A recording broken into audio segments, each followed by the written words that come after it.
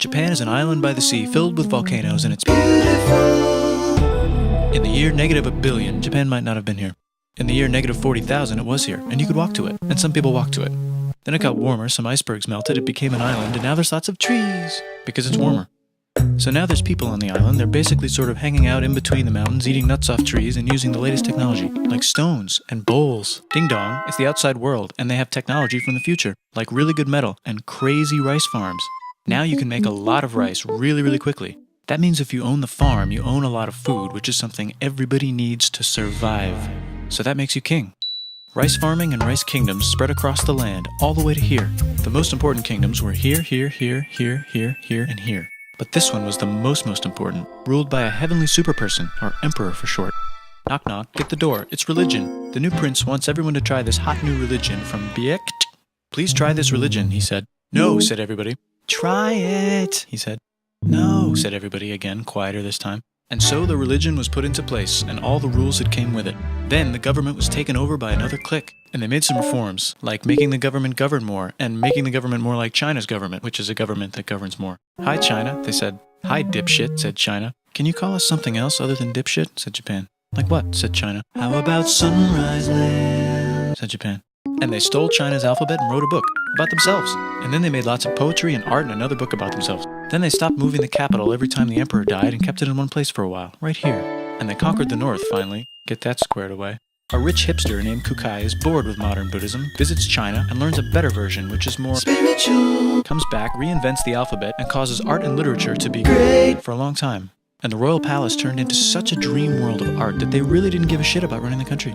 So if you live outside the palace, how are you supposed to protect your shit from criminals? Hire a samurai. Everyone started hiring samurai. Rich, important people hired samurai. Poor people who could not afford to hire samurai did not hire samurai.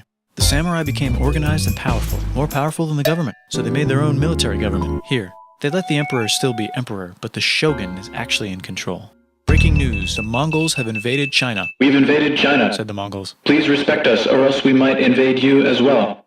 Okay, said Japan. So the Mongols came over, ready for war, and died in a tornado. But they tried again, and had a nice time fighting with the Japanese, but then died in a tornado. Then the emperor overthrows the shogunate. Then the shogunate overthrows him back and moves to Kyoto and makes a new shogunate. And the emperor can still dress like an emperor if he wants, that's fine. Now there's more art. Like painting with less colors, collaborative poetry, plays, monkey fun, tea parties, gardening, architecture, flowers. It's time for who's going to be the next shogun. Usually it's the shogun's kid, but the shogun doesn't have a kid. So he tries to get his brother to quit being a monk and be the next shogun. He says okay, but then the shogun has a kid. So now who's it going to be? Vote now on your phones. And everyone voted so hard that the palace caught on fire and burned down. The shogun actually didn't care. He was off somewhere doing poetry. And the whole country broke into pieces. Everyone is fighting with each other for local power, and it's anybody's game. Knock knock, it's Europe. No, they're not here to take over. They just want to sell some shit, like clocks, and guns, and Jesus. So that's cool, but everyone's still fighting each other for control, now with guns. And wouldn't it be nice to control the capital, which right now is puppets, with no one controlling them? This clan is ready to make a run for it, but first they have to trample this smaller clan, which is in the way. Surprise, the smaller clan wins, and the leader of that clan steals the idea of invading the capital and invades the capital, and it goes very well. He's about halfway through conquering Japan when someone who works for him kills him, and then someone else who works for him kills them, and that guy finishes conquering Japan. And then he confiscated everybody's swords, and made some rules. And now I'm going to invade Korea, and then hopefully China, he said, and failed, and also died. But before he died, he told these 5 guys to take care of his 5-year-old son until he's old enough to be the next ruler of Japan.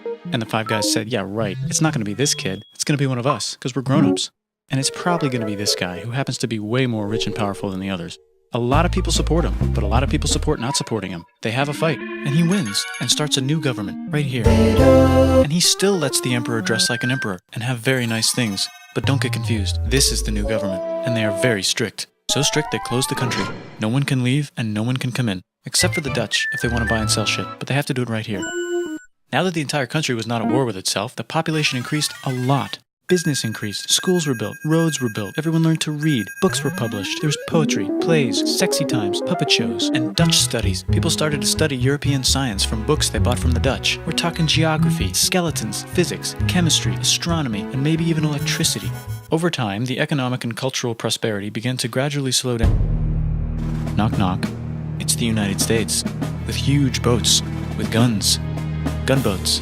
Open the country. Stop having it be closed, said the United States.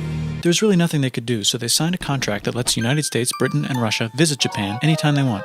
Choshu and Satsuma hated this. That sucks, they said. This sucks. And with almost very little outside help, they overthrew the shogunate and somehow made the emperor again and moved him to Edo, which they renamed Eastern Capital. They made a new government, which was a lot more Western. They made a new constitution that was pretty Western, and a military that was pretty Western.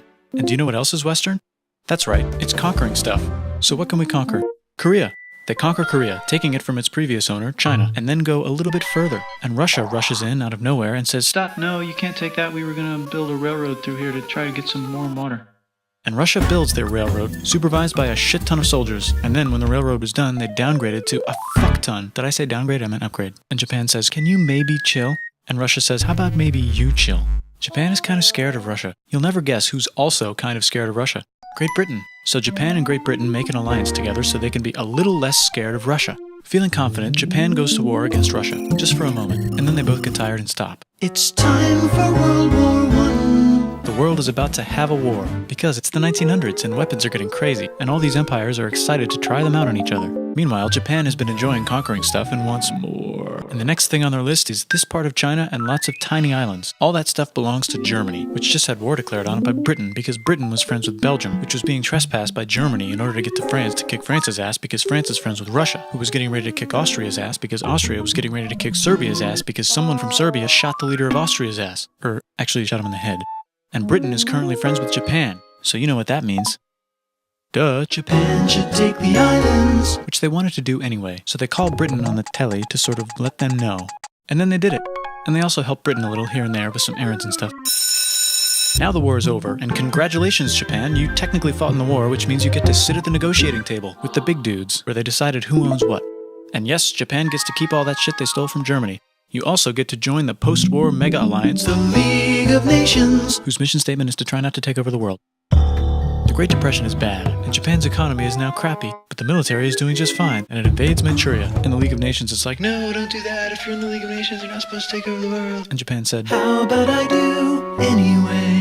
and Japan invaded more and more and more and more of China, and was planning to invade the entire East. You've got mail. It's from Germany, the new leader of Germany. He has a cool mustache, and he's trying to take over the world and needs friends. This also got forwarded to Italy. They all decided to be friends because they had so much in common. It's time for World War II. Germany is invading the neighbors. Then they invade the neighbors' neighbors. Then the neighbors' neighbors' neighbors, who happened to be Britain, said, holy shit. And the United States started helping Britain because they are Good friends. and started not helping Japan because they're Friends and our friends are not friends. Plus they're planning on invading the entire ocean. The United States is also working on a large, very huge bomb, bigger than any other bomb, ever, just in case. But they still haven't joined the war. War looks bad on TV, and the United States is really starting to care about their image. But then Japan spits on them in Hawaii and challenges them to war, and they say yes. And then Germany, as a symbol of friendship, declares war on the United States also. So the United States goes to war in Europe, and they help the gang chase Germany back into Germany, and they also start chasing Japan back into Japan. And they haven't used the bomb yet, and are curious to see if it works, so they drop it on Japan. They actually drop two.